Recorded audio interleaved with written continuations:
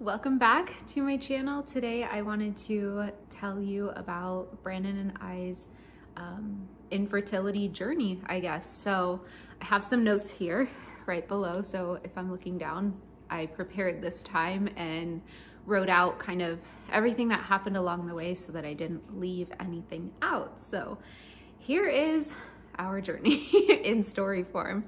So in 2017, we had been married for 4 years, and we decided that we wanted to start trying to grow our family. So in 2017, I would say my knowledge on like having a baby was very, very minimal. I thought like it's quick, it's easy, like everyone gets pregnant on their first try, and you know, there weren't any struggles or challenges. I really was naive to the whole process. I had no clue.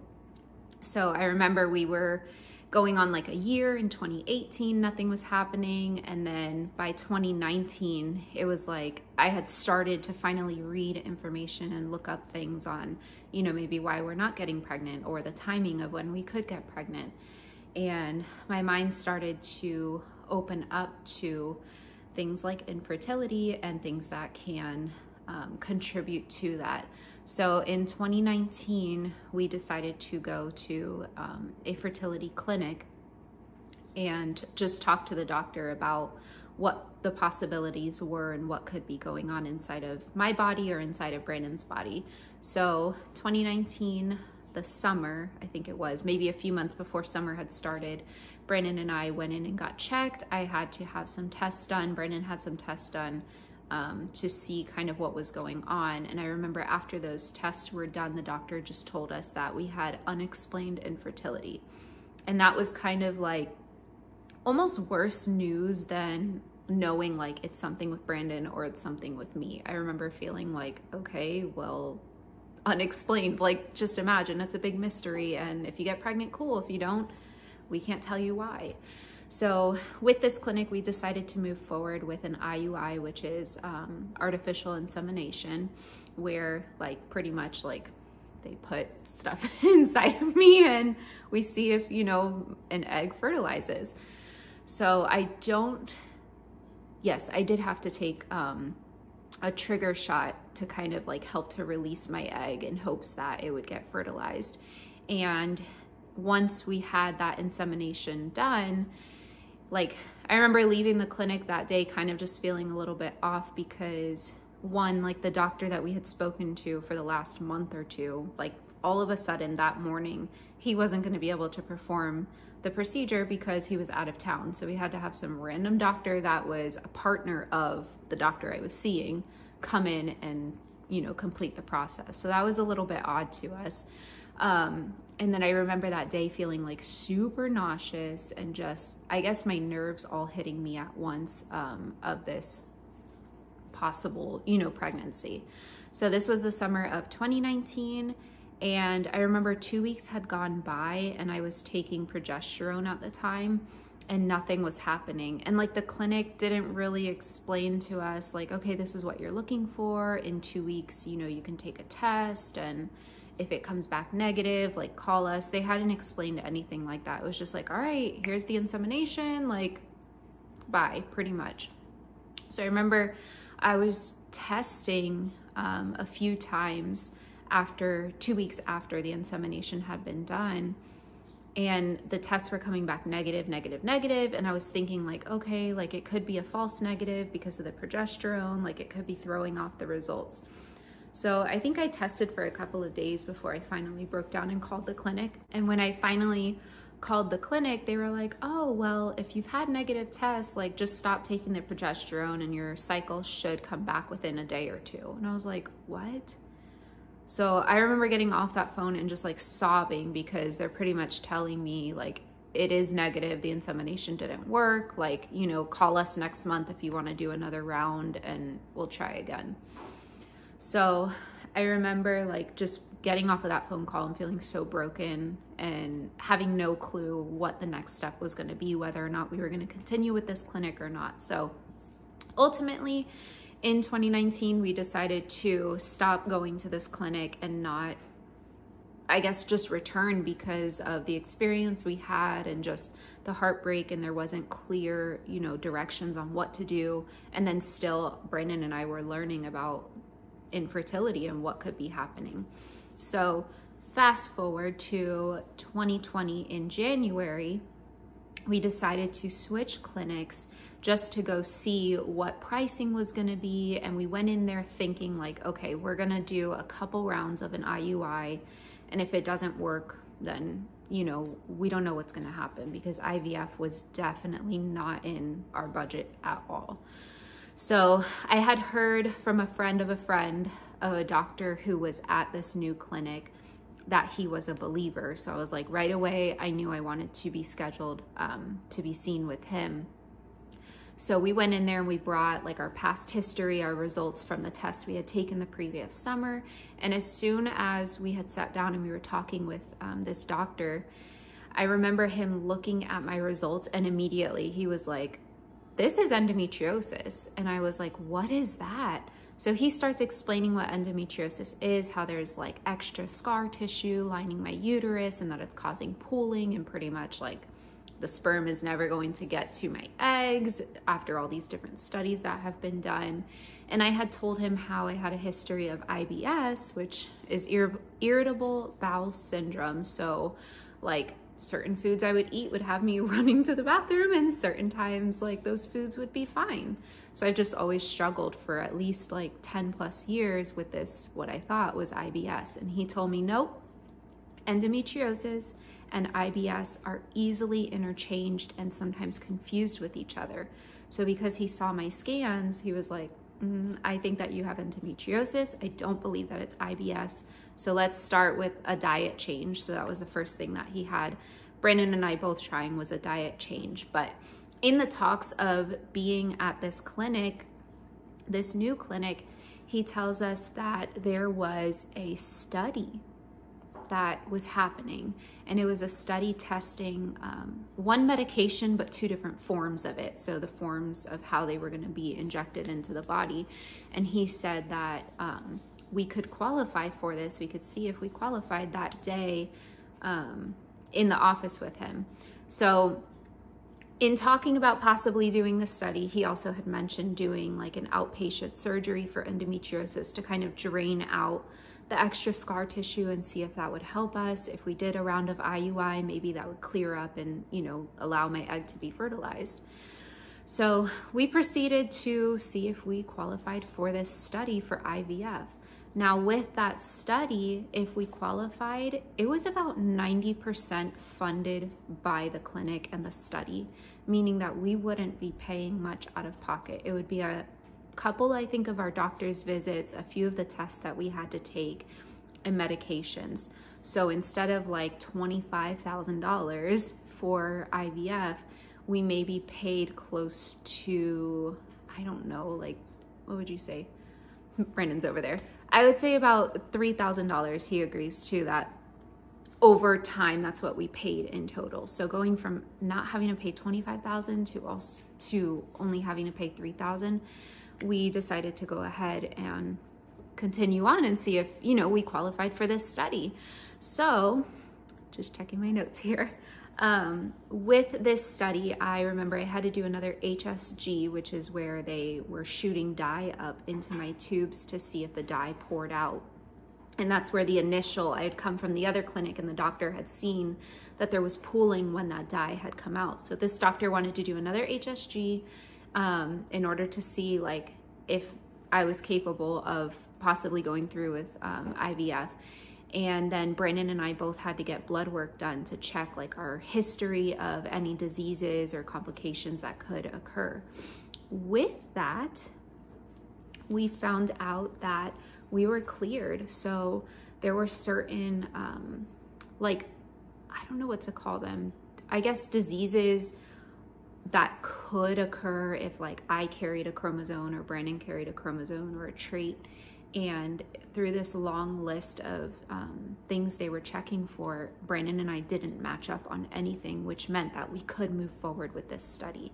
And with my HSG, the doctor still saw the same pooling that was happening on one of my tubes.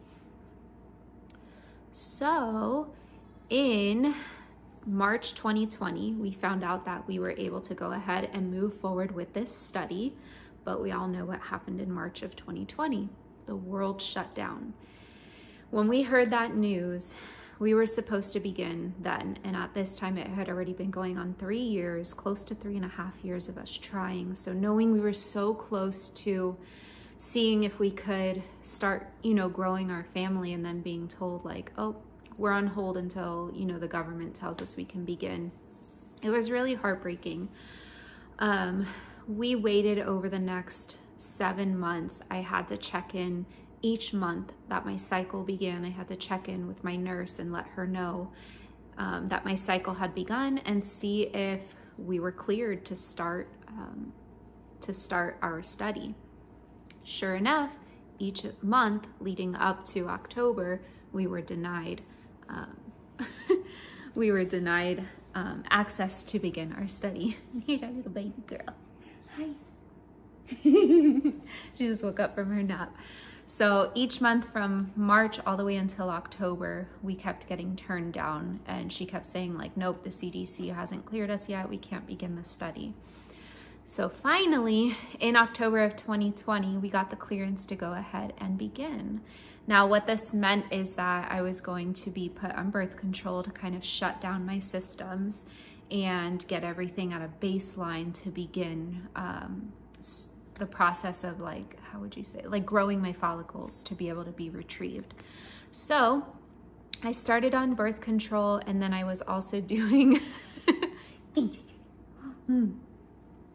that's mommy and daddy. You see mommy and daddy? We had to do what was called Lupron, and that was a nightly shot in my thigh. And this was my doctor here.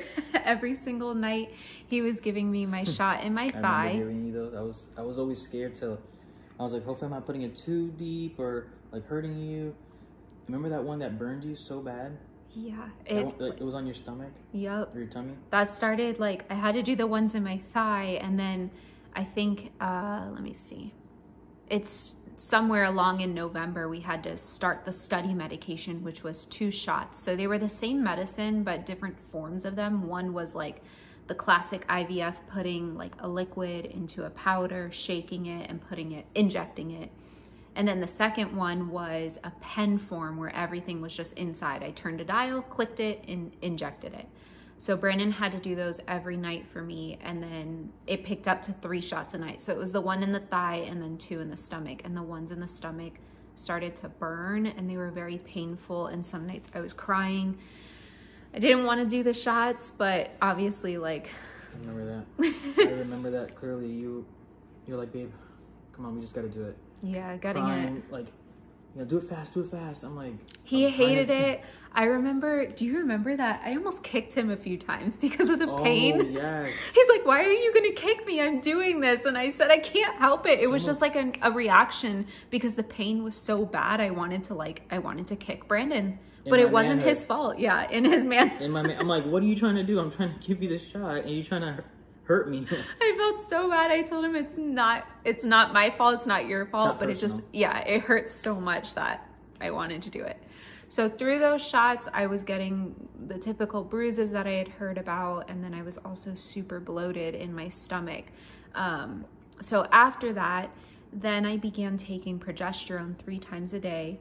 I had to insert that, and that was just time consuming because it was morning, noon, and night. So I was having to take it in the morning before I left for work, then bring it to work with me, take it at work, then do it before bedtime.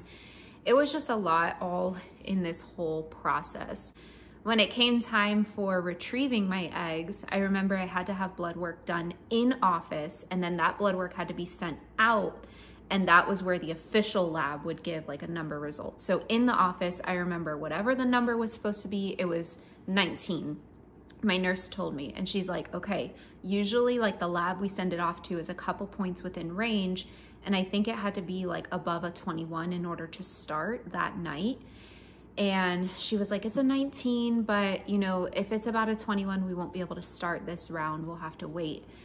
And so when it got sent off to the lab, it came back 5 points higher than what it should have been. And the nurse had told me, she's like, this has never happened before. Usually it's like within the same range of what our lab is. And it was higher than that. So I was like, all right, God's working in this. Like already we see it, even just, you know, with us qualifying for this study, but now my numbers are actually higher than what the normal range is. That was just crazy to me.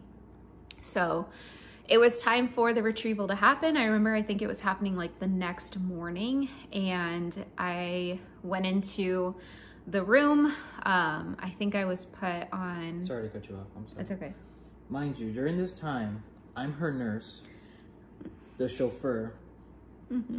Anything she needed at the house, I was helping her, because just the amount of pain, the anxiety she was going through, discomfort, anything. I felt that's the least I can do, because I'm not actually going through this. I'm going through it emotionally, but not physically, like all the stuff that she's dealing with.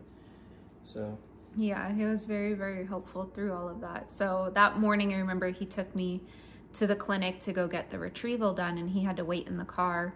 No, or I think you waited in the waiting room, whatever, something like that.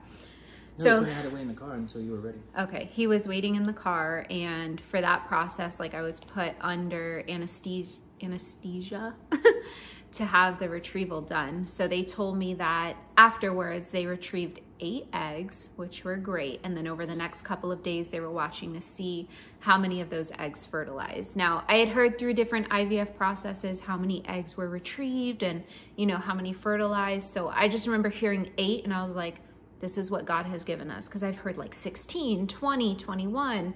And, you know, I could have easily started stressing about, oh my gosh, only 8 were taken. Like, what's going to happen? What if not enough fertilized? But in my mind, I was like, I'm going to focus on the fact that God has given us 8.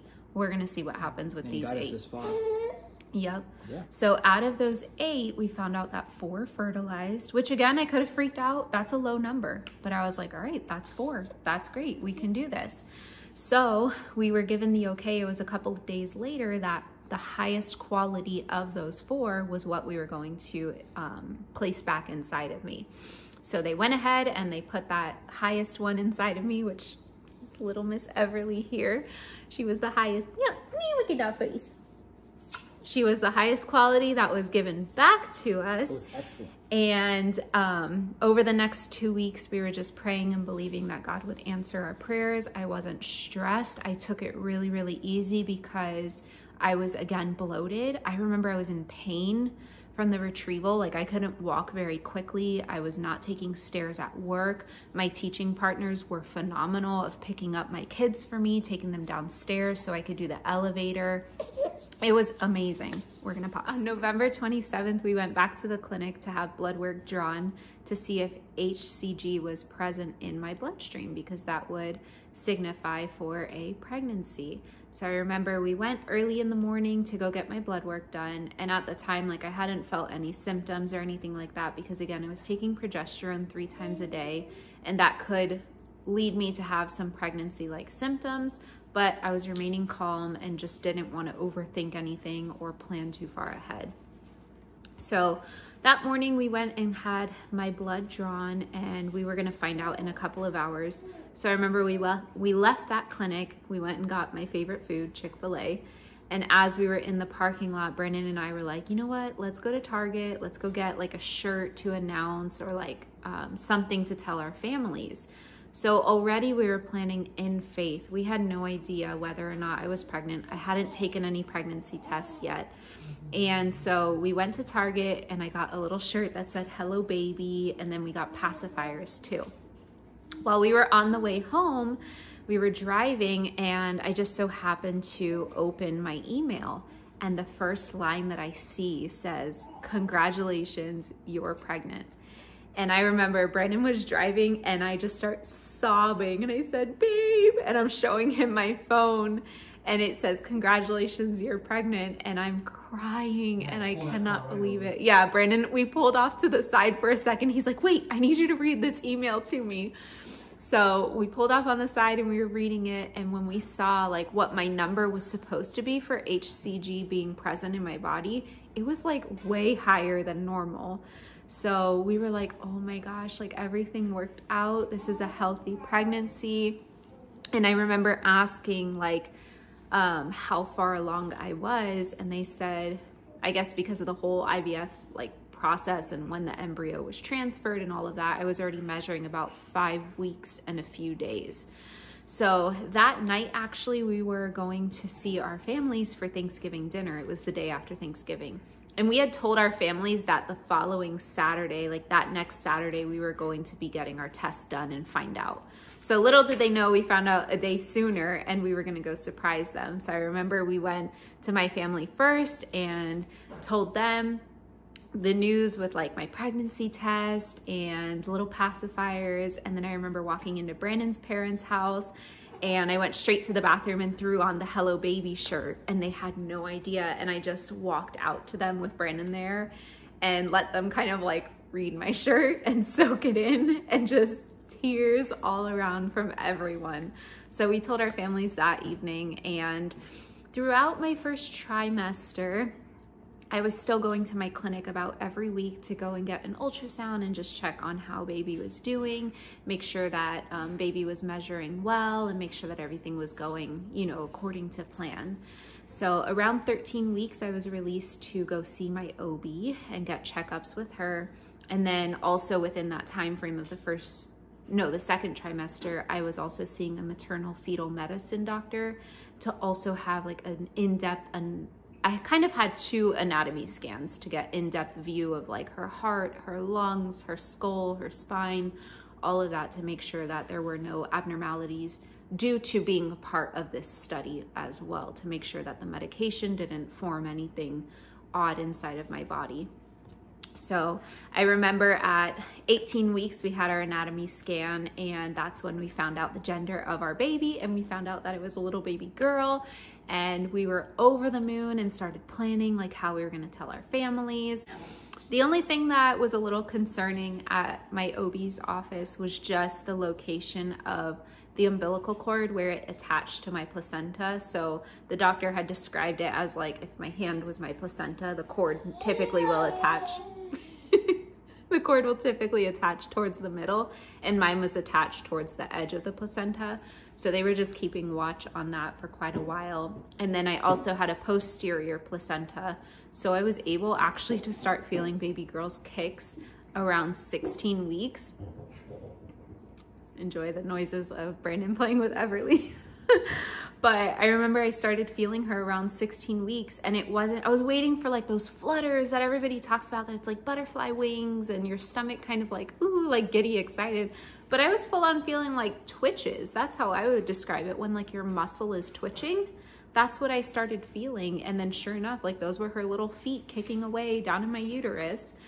So that was enjoyable to feel her a little bit earlier because of where my placenta was. Back to where the cord was placed on my placenta, I wasn't worried about it. I didn't want to read anything up on it. My OB wasn't concerned. She just said that she wanted to keep watch of it and make sure everything was growing and developing as normal. I continued to have faith in God that everything, you know, was working inside of my body the way that He planned it to be. There were so many times I could have been stressed and I could have been really worried, and I could have turned to my BFF Google and been talking and, you know, researching things, but I didn't want to worry myself over nothing pretty much. So later on in my pregnancy, we ended up finding out that as my placenta grew, the umbilical cord started shifting away from the edge and closer towards the center. So again, why I didn't want to worry, and I just wanted to keep believing and having faith in God that He was orchestrating all of this pregnancy. I was so glad to hear that news and know that I was no longer being watched for that placement. And then I was also released from my maternal fetal medicine doctor once everything was cleared.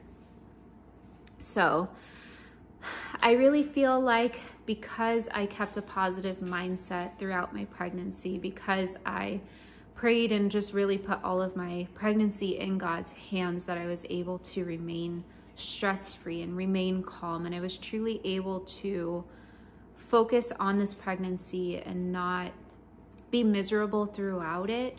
I wanted to enjoy every little thing. Of course, I had good days and bad days. I had days where like You know, I was tired of sleeping on my back. I really wanted to turn to my side and sleep on my side. I was waking up because my back was in such pain from laying all of that weight on top of me the whole time.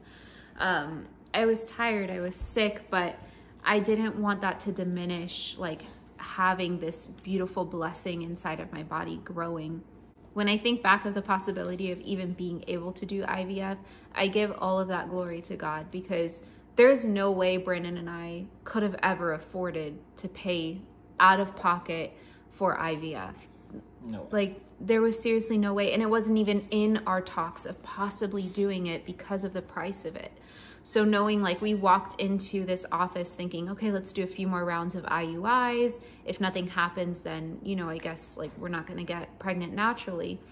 But knowing we walked in there and it was like, okay, not only do we have a doctor who's a believer, we have a doctor who specializes in what he thinks I have, which is endometriosis. And I didn't know that when choosing him.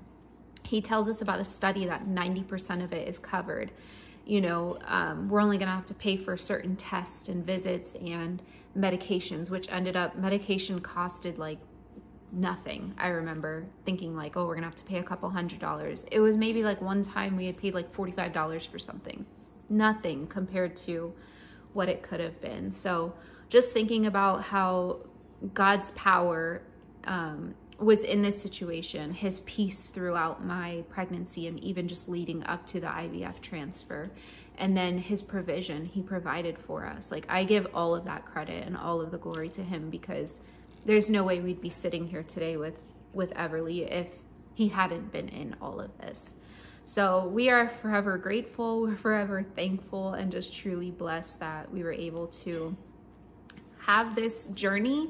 And even though it took tears and years of trying, just knowing that, like, God orchestrated it for such a time as this, like, she couldn't have come at a more perfect time. Even though we thought, like, oh, our timing is better, you know, man, it'd be great. We just moved into a house, you know, we could do this. But, you know, a couple years into a house, now we have our little baby girl to enjoy here with us. So it's really been quite a journey.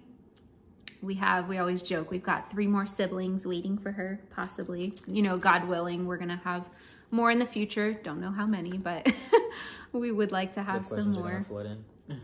How many do you want? Yeah. We'll see. Right now we're enjoying her. She just turned 5 months. She's beautiful, healthy, growing. Love watching her develop. And yeah, this is the story of how we got our beautiful little blessing. Yeah. Anything else you want to add here? Yeah, no, chewing everything. I love her, and I'm thankful for her. We love you so much. This woman is the strongest woman I've ever known. Being in that delivery room and seeing what I saw. Oh boy. Yeah. I'm very, very grateful. But this is our little family, and we're very, very happy. So, hope you guys enjoyed just hearing, you know, the testament of how good God is. When you think that you're at your lowest, just continue praying and continue focusing on him, because there were many times that we could have doubted God and turned the other way, but instead we turned towards him, and if not, like, drew closer because we wanted his peace to cover us. So I truly, truly, truly am so grateful. All right, that is our IVF story, our IUI journey. Well, no, I'll say it like this. Journey. That is, yeah, that is our journey to receiving baby girl Everly in our lives. So we hope that you enjoyed this, and we will see you in another video. Goodbye. Bye. Say bye. Say goodbye.